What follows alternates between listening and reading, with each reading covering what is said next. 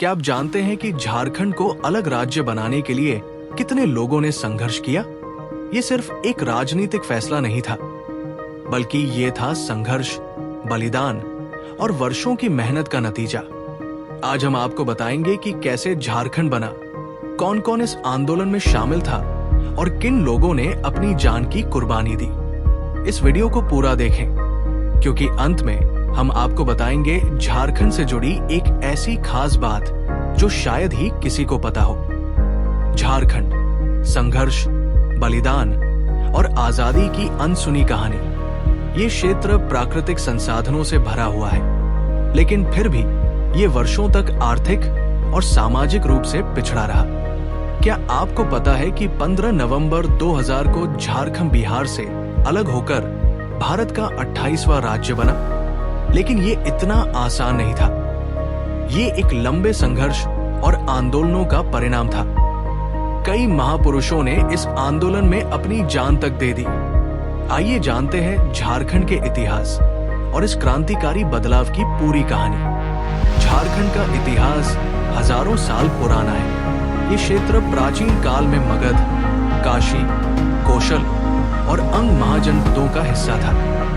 यहाँ नागवंशी, चेरो, मुंडा, उरांव, संथाल, भूमिज और अन्य आदिवासी समुदायों का बसेरा था, जिनकी अपनी संस्कृति, रीति रिवाज और प्रशासनिक व्यवस्था थी। सोचिए, अगर ये जनजातियां इतनी संगठित थी, तो फिर ये क्षेत्र बाहरी शासन के अधीन क्यों आया?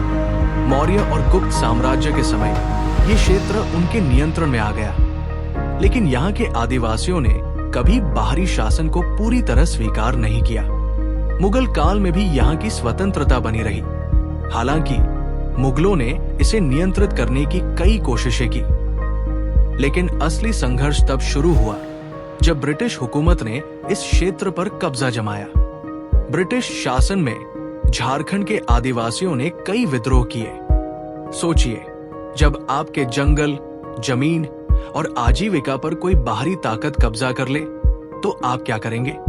यही हुआ यहाँ के लोगों के साथ। पहाड़िया विद्रोह 1772 से 1780, तिलका मांझी का विद्रोह 1784 से 1785, कोल विद्रोह 1831 से 1832, संथाल विद्रोह 1855 से 1856 और बिरसा मुंडा का उलगुलान 1895 से 1900। ये सभी संघर्ष इस बात का प्रमाण है कि झारखंड के लोगों ने अपनी जमीन और हक के लिए हर दौर में लड़ाई लड़ी। अब आते हैं आजादी के बाद की कहानी पर। जब 1947 में भारत आजाद हुआ, तब झारखंड को बिहार में शामिल कर दिया गया। लेकिन क्या इससे झारखंड का विकास हुआ? नहीं। यही कारण था कि 1948 में झारखंड पार्टी का गठन किया गया।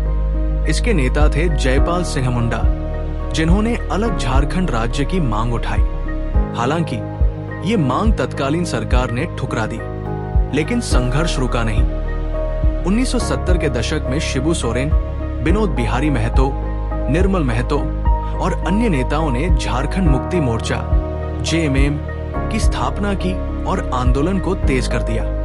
ये आंदोलन इतना बड़ा हो गया कि 1995 में केंद्र सरकार को झारखंड क्षेत्रीय विकास परिषद बनानी पड़ी और फिर 2 अगस्त 2000 को संसद में झारखंड पुनर्गठन विधेयक पारित हुआ। आखिरकार 15 नवंबर 2000 को झारखंड का सपना सच हुआ और ये भारत का 28वां राज्य बना। खास बात यह है कि इस दिन को इसलिए चुना गया क्योंकि ये बिरसा मुंडा की जयंती का दिन है। अब सवाल यह है कि झारखंड के विकास में कौन कौन से लोग सबसे आगे थे? बिरसा मुंडा, जिनका नाम इतिहास में स्वर्ण अक्षरों में लिखा गया है, उन्होंने उलगुलान का नेतृत्व किया। शिबू सोरेन, जिन्होंने झारखंड आंदोलन को नई ऊंचाइयों तक पहुंचाया। विनोद बिहारी महतो, निर्मल महतो और जयपाल सिंह मुंडा, ये सभी झारखंड के असली नायक थे, जिनकी वजह से ये राज्य अस्तित्व में आया। झारखंड बनने के बाद क्या बदला? झारखंड ने खनिज संसाधनों, औद्योगिक विकास और सांस्कृतिक विरासत के मामले में तरक्की की।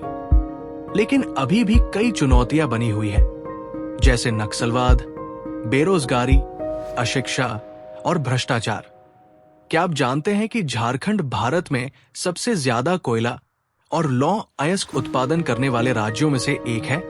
यही कारण है कि ये देश के औद्योगिक विकास में महत्वपूर्ण भूमिका निभाता है। तो अब जब आपने झारखंड के संघर्ष और इसके विकास की कहानी सुनी, तो आपको क्या लगता है? क्या झारखंड को और तेजी से विकास करने की जरूरत है? क्या सरकार को यहाँ और अधिक संसाधन लगाने चाहिए? अपने विचार हमें कमेंट में जरूर बताएं। अगर आपको ये वीडियो पसंद आया हो तो इसे लाइक करें, अपने दोस्तों के साथ शेयर करें और चैनल को सब्सक्राइब करना न भूलें।